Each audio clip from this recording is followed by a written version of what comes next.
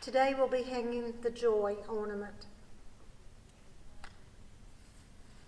The boy pinched up some sawdust from the floor and trickled it in his pocket. "Your mother won't thank you for that when she does the laundry," said Mr. Butterfield. "She won't mind. She'll think it's sand. She says it's like a souvenir from our vacation, the sand in the suitcase.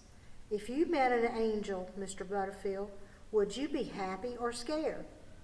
"A bit of both, I suppose, a bit of each, like Mary," and on he went with his story.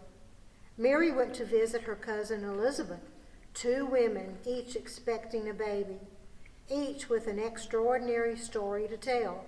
Anyway, pregnant women always have things to talk about, names and worries and clothes and hopes and feeding and fears, sickness, birth, and happiness.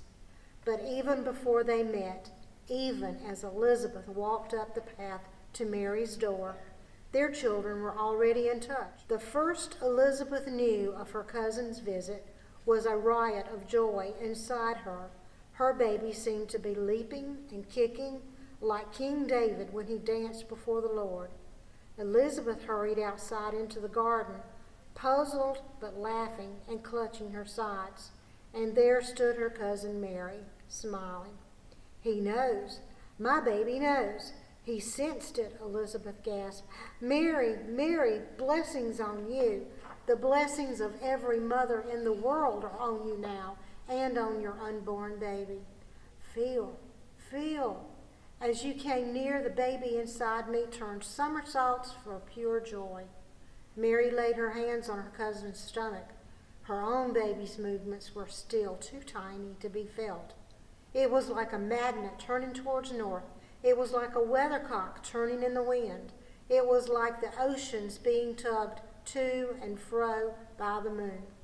The child in Elizabeth's womb, sensing the closeness of Mary's baby, turned in his watery world and reached out a hand.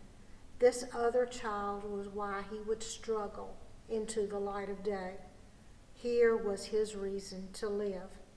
"Oh, Mary," cried Elizabeth, "my baby is jumping for joy." "That's John," said the boy. "The baby who's leaping for joy. That's the baby who has to be called John, right?" "Angel's orders." "Angel's orders," Mr. Butterfield agreed. "But nobody knows that yet. Remember, old Zechariah hasn't been able to speak a word ever since that shock in the temple." "Scary," said the boy, and waited. "People fret about you when you're getting old," said Mr. Butterfield a few minutes later. "I dare say they fretted about Zechariah.